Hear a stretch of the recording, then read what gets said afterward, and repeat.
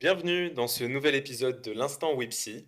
Aujourd'hui, on s'attaque à un sujet qui nous concerne tous, notre dépendance grandissante aux écrans et à la nécessité, parfois urgente, de prendre un peu de distance, de faire une vraie détox numérique. Les chiffres confirment à quel point cette détox devient nécessaire.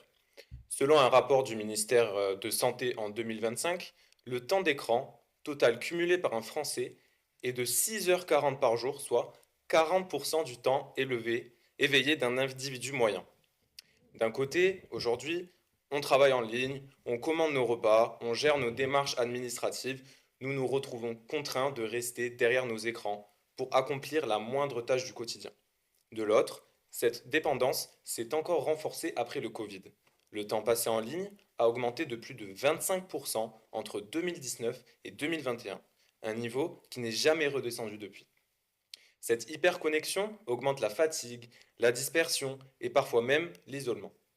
Face à ça, il devient essentiel de repenser nos habitudes et d'intégrer de petites initiatives dans notre quotidien. Ne pas prendre son téléphone le soir ou encore laisser son portable dans une autre pièce pendant les repas. De petits gestes, mais qui changent vraiment la relation qu'on entretient avec nos écrans. Nous allons donc parler du détox aujourd'hui par rapport à ce monde digital pour essayer de comprendre comment se déconnecter dans un monde connecté. Avec Dame à ma droite. Bonjour Dame. Si tu peux Bonjour te Louis. présenter un petit peu. Bonjour, je m'appelle Dame et je suis étudiante en montage de projets transfrontalières et internationales à l'Université de Bordeaux-Montaigne. Je suis actuellement en stage à la Maison de l'Europe des Landes, UPSI. Nous avons aussi Lise aujourd'hui. Lise, bonjour. Oui, bonjour. Donc je m'appelle Lise, je suis gestionnaire de projets européens et internationaux ici à la Maison de l'Europe des Landes WIPSI depuis un an maintenant. Et voilà, donc installée dans les Landes depuis un an. Très bien, merci Lise. Et finalement, nous avons Sybille. Bonjour Sybille. Bonjour, donc moi je suis Sybille, stagiaire à la Maison de l'élan de WIPSI depuis 3 mois et étudiante en relations internationales à Sciences Po Saint-Germain-en-Laye. Très bien, je vous remercie pour cette première introduction. Vous qui étiez étudiant et êtes encore étudiant, je suppose que voilà, vous passez énormément de temps voilà, consacré à vos travaux sur les écrans. J'ai une première question intéressante pour celui ou pour celle pardon, qui a envie d'y répondre. Dans un contexte où le moindre mail ou notification nous fait directement bondir sur le téléphone, comment vous pourriez faire une véritable détox. Et est-ce que c'est possible même comment vous envisagez cette détox? Alors déjà moi je pense que c'est impossible de faire une détox tant qu'on n'est pas en congé parce que bah, évidemment quand tu es dans la semaine de travail tu peux pas en fait, c'est juste pas possible maintenant de nos jours de plus utiliser son ordi ou son téléphone. Mais le week-end, c'est possible, mais pour moi, je sais que c'est possible que si je suis avec des gens et que j'ai prévu une activité, par exemple aller faire une randonnée, là oui, je vais pas être sur mon téléphone et je vais du coup me déconnecter de tous mes mails, toutes les notifications. Mais pour ça, j'ai aussi dû mettre en place des stratégies, par exemple un temps d'écran sur chaque application ou mettre en ne pas déranger ou en mode avion. Sinon, on a ce réflexe en fait et c'est très dur de le faire disparaître. Oui, moi je pense que je rejoins complètement le fait que sur une semaine de travail, c'est absolument impossible. Enfin, moi je vois que je passe ma journée sur un ordinateur et même quand je suis pas sur mon ordinateur, ben, j'ai toujours mon téléphone avec mes mails, mes messages, WhatsApp qui arrivent. Donc sur une semaine de travail, c'est impossible honnêtement de ne pas toucher et ne pas regarder un écran. Mais après, je pense que oui, comme dit Sybille, sur des week-ends, même pendant les vacances, enfin, moi je sais que j'aime beaucoup passer des vacances à la montagne. J'ai aucun problème à aller dans des endroits où il n'y a pas de réseau et où finalement mon téléphone il va me servir au mieux à prendre des photos et écouter de la musique, voilà, mais sans aller sur les réseaux ou être en contact avec des gens. Donc, de mon côté, pas besoin de stratagème. Voilà, je crois que le téléphone, ça va. Mais enfin, pour moi, le plus grand temps d'écran, il est au travail sur l'ordinateur. pareil que Lise, je trouve que mon temps d'écran est plus sur l'ordinateur, mais j'arrive quand même à me déconnecter de mon ordi quand je rentre chez moi, parce que quand je rentre, je ne l'ouvre plus. Mhm. Et j'ai aussi déconnecté mon mail du travail sur mon téléphone. Comme ça, je suis sûre de pas y replonger dans le travail. Et ben, après, ça change pas grand-chose parce que je suis quand même sur mon téléphone. Donc, il y a quand même cette paradoxe-là, même si je suis plus sur l'ordinateur, mais je suis quand même beaucoup sur mon téléphone, malgré les temps d'écran, parfois enfin, les limites de temps d'écran. On a juste à appuyer sur continuer et puis on continue, quoi. Donc, parfois les stratégies ne marchent pas. Mais c'est vrai que s'entourer de personnes, ça permet d'être plus déconnecté Mhm. que quand on est seul. Mhm. Oui, je peux comprendre le fait de peut-être mettre le mode avion peut parfois peut-être apparaître angoissant si on attend une notification ou même si on est à la montagne. Voilà, je pense que même si on est en train de faire du sport, une notification peut nous arrêter pendant notre sport. C'est voilà, c'est triste à dire, mais voilà, c'est vrai que moi, je pense que la génération Alpha et Z est évidemment extrêmement connectée et baignée très tôt voilà, dans le digital. Mais évidemment, on a aussi les cadres et les salariés, comme vous l'avez mentionné, voilà, constamment dans les écrans. Mais vous pensez voilà, que qui aurait le plus besoin actuellement d'une détox numérique? Est-ce que vous pensez que voilà, c'est nous les jeunes ou alors voilà, les salariés actuellement constamment exposés? Qu'est-ce que vous en pensez du coup peut-être Lise? Ouais, moi franchement je pense que tout le monde, parce qu'on parle des jeunes, on parle de la Gen Z et génération Alpha, mais en fait c'est tout le monde, parce que je pense qu'aujourd'hui la majeure partie des gens qui ont un travail de bureau sont toute la journée sur des écrans, et le fait est que quand ils vont rentrer chez eux le soir, ils vont allumer la télé. En fait, on parle du téléphone parce que le téléphone on l'a tout le temps avec nous, mais je pense que, enfin moi je peux prendre l'exemple de mes parents qui travaillent toute la journée sur un ordinateur et ensuite ils rentrent le soir et puis ils vont regarder une série, ils vont regarder un film, ils vont regarder les infos. Donc en fait le temps d'écran il est énorme aussi.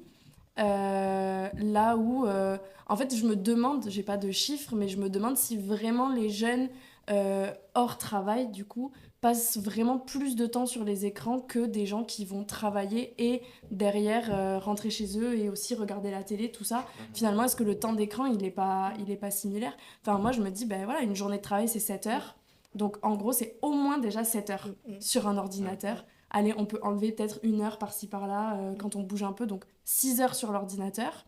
Plus le soir, rentrer chez soi. Allez, 2 épisodes de série, 1 heure de plus. Donc, ça fait 7-8 heures déjà sur des écrans. Donc, est-ce que les jeunes sur leur téléphone, enfin les jeunes, les plus jeunes sur leur téléphone passent vraiment plus de temps que ça sur leur écran? Je sais pas. Donc, pour moi, la détox, elle concerne tout le monde. Mm. Oui. Moi, je suis assez d'accord, mais je trouve qu'il y a quand même aussi une notion importante à prendre en compte, c'est aussi le développement du cerveau et l'âge. Évidemment, ça concerne tout le monde, mais je pense que les très jeunes, notamment, sont quand même beaucoup plus impactés au niveau de la santé par les écrans et notamment par le sommeil. Parce que, oui, par exemple, moi, je sais que, bon, je me considère comme adulte, oui, je passe toute ma journée sur mon écran, mais au moins, je sais réguler mon sommeil. Je sais que, voilà, à partir de telle heure, je vais me coucher, etc. Et je vais essayer de pas trop déborder. Alors que les jeunes ont peut-être moins cette rigueur-là, en fait, et vont passer jusqu'à 3 heures à jouer aux jeux vidéo ou sur leur téléphone. Et ça a vraiment des gros impacts. Donc, c'est pour ça que je pense que c'est aussi important de bien faire le focus aussi sur les jeunes pour les sensibiliser à ça et pour leur faire prendre de bonnes habitudes dès le début, en fait. Voilà, comment arrivez-vous à mettre en place un vrai temps de déconnexion du coup vis-à-vis des écrans? Est-ce que vous avez un exemple, par exemple, de une demi-heure ou 1 heure où vous dites, OK, là, stop les écrans ou voilà. Euh, Moi, je sais que j'essaie de pas cumuler. En fait, j'essaie de pas faire quelque chose et en même temps être sur mon téléphone. Parce que, mais peut-être parce que justement, j'ai entendu beaucoup de choses sur la perte d'attention, sur toutes ces questions-là et que ça m'effraie et j'ai pas envie d'en arriver là. Donc, quand je vais lire un livre, moi, je sais que le soir, avant d'aller dormir, je me mets dans mon lit et je lis un peu. Parfois, c'est 3 minutes, hein, mais parfois un peu plus. Pendant ce temps-là, mon téléphone, il est en mode silencieux. Enfin, moi, je suis adepte du mode pas dérangé. Mhm. Il est en mode pas dérangé et je ne vais pas prendre mon téléphone pendant que je lis mon livre. Après, pareil, quand je vais regarder un film, une série, donc c'est un écran, c'est en effet un écran, mais je vais pas regarder une série et en même temps répondre à des messages ou scroller sur les réseaux. Enfin, je sais vraiment que voilà, quand je vais au sport, ben, je vais au sport et alors j'ai mon téléphone parce que souvent j'ai la musique, tout ça, mais je suis pas sur les écrans. Enfin, j'essaie vraiment en fait, que être sur mon téléphone devienne une activité à part entière et pas quelque chose, pas un prolongement de ce que je suis et de ce que je fais. Euh, Moi, ouais, c'est vraiment le truc où, quand je suis avec des gens, moi, si je suis avec des amis, ben, j'ai tendance à laisser mon téléphone, mais même pas posé sur la table à côté, mais vraiment dans mon sac ou pour être dans le moment, quand je suis à table en famille aussi, pareil.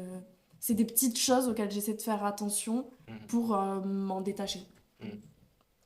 Ben, moi, je suis tout à fait d'accord avec toi. Je fais exactement pareil. J'essaye vraiment de séparer un peu les temps. Par exemple, quand je cuisine, je vais jamais mettre une série en même temps. Quand je mange, j'essaye de jamais mettre une série en même temps. Pour vraiment, parce que même quand on regarde une série en mangeant, ben, on a tendance à manger plus et mal. Donc, enfin voilà, moi, j'essaie de vraiment aussi faire comme toi, de différencier les temps. Et contrairement à ce que tu disais, Dame, moi, quand je dors, je le mets tout le temps en mode avion parce que, bah, voilà, c'est mon sommeil. Laissez-moi tranquille. Et en fait, voilà, je considère que, bah, il y a des moments où j'ai pas besoin de mon téléphone et je vais pas me réveiller pour une notification ou pour un appel et je préfère préserver mon sommeil et je trouve que c'est très important de faire ça parce que ça vraiment ça favorise ta concentration et par exemple quand tu cuisines sans rien faire d'autre, ben, ça laisse ton cerveau aussi repenser à ta journée, un peu décompresser et ça c'est très important et c'est quelque chose que le téléphone ne laisse pas faire en fait. Quand tu scrolles, tu peux pas repenser à ta journée et décompresser parce que t'es concentré dans d'autres choses en fait et ça te stimule au lieu de t'apaiser. Or, c'est important après une journée de travail d'arriver aussi à t'apaiser dans certains moments, quoi. Oui, je suis d'accord avec Sybille. Mon sommeil, c'est mon sommeil. Mon téléphone, il est en mode veille. Ne m'appelez pas à 3 heures du matin, ça va pas passer. Il est directement déconnecté. Ça, je trouve que c'est bien parce que quand je vois que mon téléphone, il est déjà en veille, je sais que mon téléphone, il dort déjà. Parfois, il dort avant moi. Du coup, ça me permet de me dire, ah oui, c'est vrai que c'est déjà l'heure de dormir. Parce que sur l'horloge, tu peux programmer tes temps de sommeil. Donc, moi, je trouve que ça m'aide beaucoup. Parce que quand il est en veille, ben, quand je le rallume, il est déjà en mode veille. Et ça me permet de ne pas insister, de me dire que oui, il est temps aussi que moi, je dors. Oui, c'est vrai, voilà, comme tu as pu le mentionner, Dame, c'est vrai que c'est un cercle vicieux. Voilà, c'est vrai que voilà, quand on se repose, notre téléphone, et on perd la notion du temps. Et malheureusement, c'est vrai que voilà, je pense que maintenant, il faut se contraindre à essayer de penser à une autre activité. Voilà, par exemple, cuisiner, bon, bah, on a peut-être la flemme voilà, de se lancer, mais en fait, en cuisinant, je pense que voilà, on régénère plus facilement notre énergie que justement scroller et penser en fait se reposer. Voilà, moi je pense que voilà, je rejoins un peu, je pense ton idée. Justement, faire une détox numérique, est-ce que ça reviendrait pas à refuser l'évolution de nos sociétés, voilà, pas façonnées par la mondialisation, l'hyperconnexion, mais à la fois, voilà, c'est vrai qu'on est dans une société où on a besoin justement de voilà, retrouver nos liens, voilà, partager du temps en famille, avec des amis comme tu as pu le mentionner, Lise.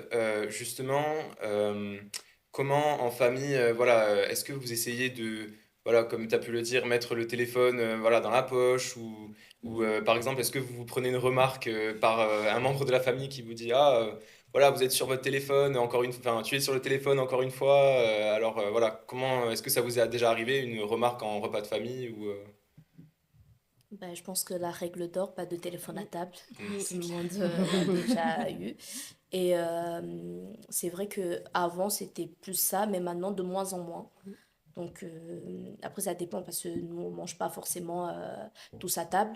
Mais quand je dis pas téléphone à table, ça peut être au restaurant aussi avec des amis ou autour d'un verre. Moi je fais vraiment attention à ça, à ne pas être sur mon téléphone quand je suis entourée des personnes. Et, mais parfois c'est vrai qu'en face, j'ai besoin parfois de rappeler ou de dire ah est-ce que vous pouvez enfin, laisser un peu le téléphone à côté. Mais je pense que tout le monde n'a pas ce réflexe-là de pas de téléphone quand on est en interaction sociale. Ouais. Ouais, moi je veux rebondir là-dessus. Moi aussi, c'était la règle d'or, hein, pas de téléphone à table. Et j'ai vu moi l'évolution de mes parents avec le téléphone à table. Enfin, où il y a eu des moments où j'étais en mode, oh, pas de téléphone à table. Ça tient pour tout le monde. Après, moi je sais que dans la famille, si on part sur les repas de famille, ce genre de choses, Moi, maintenant, dans ma famille, il y a un bébé, enfin, j'ai un petit neveu. Et donc, depuis, on fait hyper attention parce qu'il a 2 ans et demi et qu'on est, ben, pour le coup, très au fait sur la question des écrans avant un certain âge, tout ça. Donc, c'est vrai que depuis qu'il y a le petit, il n'y a plus de télé. Là où dans certains repas, il pouvait y avoir la télé en fond, par exemple, parfois, là, c'est plus le cas. Il n'y a plus les téléphones. Et pour le coup, moi, je vois une vraie reconnexion. Non pas qu'elle ait été perdue avant, mais il y a une vraie reconnexion tous ensemble, avec des grandes discussions, des grands débats, s'occuper de l'enfant aussi, enfin du bébé, voilà. Donc c'est vrai que, ouais, en famille, avec les amis, moi je sais que j'y fais particulièrement attention et que j'ai aucun mal à le faire remarquer.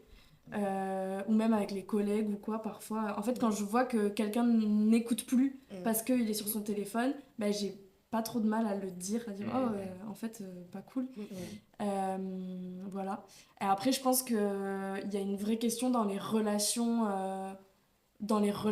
amoureuses ou ce genre de choses aussi, enfin dans les relations je pense plus à deux, euh, où je pense que le téléphone notamment peut devenir un vrai problème. Mais peut-être qu'on en parlera dans les avancées futures. Voilà. Mais c'est mon avis.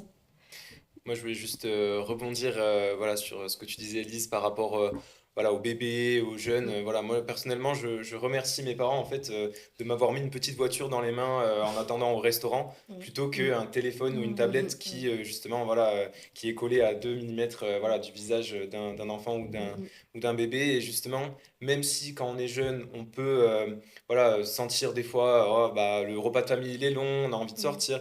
Mais justement, en fait, c'est dans ces moments-là, on comprend que on devient justement, on est attentif, on est patient, voilà, on est quand même dans les discussions de la famille. Donc voilà, je pense que c'est quand même mieux, voilà, de justement petit essayer d'être un peu voilà contraint de pas toucher cet écran. Et Sybille, voilà, tu voulais rajouter quelque chose peut-être ou Non, mais pour dire que j'étais tout à fait d'accord avec vous et je trouve ça aussi malaisant, limite, d'utiliser son téléphone quand t'es avec quelqu'un. Tu sais qu'il y a un débat autour de toi, toi t'as envie de répondre, mais moi j'ai toujours été un peu mal à l'aise de le faire parce que bah, je sais que ça coupe le lien en fait. Et des fois c'est urgent ou des fois t'as vraiment envie de répondre à la personne, mais d'un autre côté, ça, tu romps le lien, t'es plus vraiment dans le moment présent avec les gens et ça peut un peu casser quelque chose. Donc je suis tout à fait d'accord, c'est super important et je trouve que c'est une super initiative de faire ça avec vraiment avec le bébé dans ta famille, que tout le monde fasse ça en fait, que ça soit pas juste les parents qui essayent de pas le mettre devant la télé, mais que tout le monde coupe la télé et tout le monde coupe le téléphone. Je trouve que c'est hyper bien parce que ça montre aussi que voilà, il va pas voir les téléphones tout de suite, il va pas entendre le fond sonore et tout, et je trouve ça super bien. Et c'est vrai qu'après, je voulais juste rajouter aussi que du coup moi je suis dans une relation à distance, donc bah, le téléphone est d'autant plus important et c'est très dur de du coup se déconnecter parce que bah, ça veut dire vraiment faire une pause dans la relation quoi. Et du coup, ça a beaucoup changé, je pense, mon rapport au téléphone parce que j'utilise plus maintenant. Mais c'est aussi important, je pense, de communiquer entre personnes du couple et de dire, bon, bah là, on fait une pause, par exemple, chacun une journée, on essaye de vraiment pas trop se parler. Moi, je suis avec des amis, toi aussi, donc on essaye de couper le téléphone, on se prévient avant quand ça n'a pas de souci. Et ça peut permettre de se déconnecter, mais sans non plus être dans le rejet de l'autre, quoi. Si je peux me permettre de rebondir là-dessus, après, c'est peut-être bête, mais moi je fais quand même une distinction entre l'usage du téléphone, vidéo, réseaux sociaux, scroller sans réfléchir, et l'usage du téléphone à des fins de communication, où je trouve que c'est quand même un outil, c'est quand même incroyable. Ouais, c'est super, ouais. Et tu vois, moi pour avoir été aussi dans une relation à distance, bah, la communication par FaceTime, les messages, pouvoir être en contact un peu en continu, ça aide aussi beaucoup. Et je me dis même avec les parents, enfin ben là autour de la table on est tous, du moins toutes les trois, on est loin de la maison. Ben moi je sais que je suis contente d'avoir quelque chose qui me permet d'avoir ma mère au téléphone, mon neveu en appel. Voilà, c'est des choses qui... Il y a quand même un bon côté qui permet de garder... parce qu'on parle beaucoup du téléphone et de la rupture, enfin notamment des réseaux sociaux, des écrans, et de la rupture sociale. Mais pour moi, il y a quand même aussi une vertu de lien social et de rester en connexion avec des gens qui sont loin de nous. Donc pour moi, il y a quand même les deux aspects.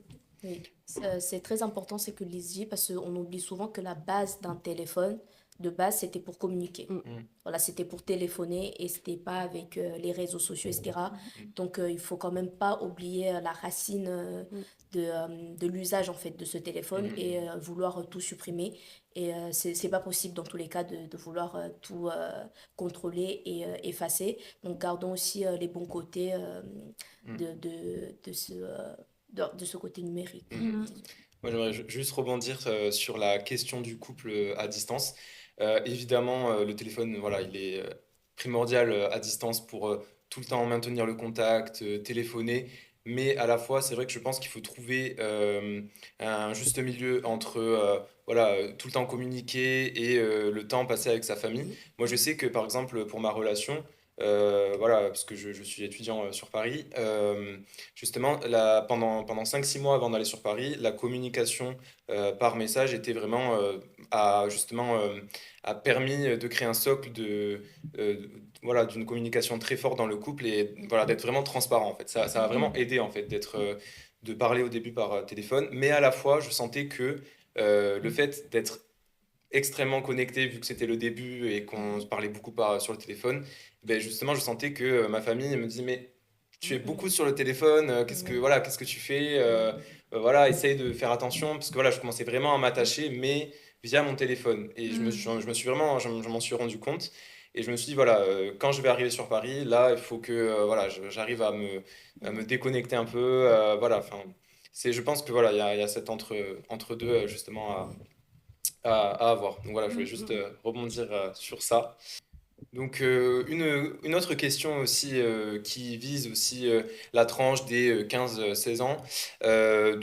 J'aimerais mentionner la proposition de l'Assemblée nationale pardon, sur justement le fait d'interdire l'accès aux réseaux sociaux pour les personnes voilà, de moins de 15 ans. Voilà, est-ce que vous pensez que c'est une bonne chose actuellement voilà, comment vous pensez les préserver aussi est-ce que vous pensez que c'est une bonne méthode, justement, de... Je suis pas totalement contre ni totalement pour. Parce que je ne vais pas être hypocrite. Moi-même, je sais que à partir de la sixième, j'avais des réseaux sociaux, donc six, cinquième, j'avais déjà un téléphone et un réseau social.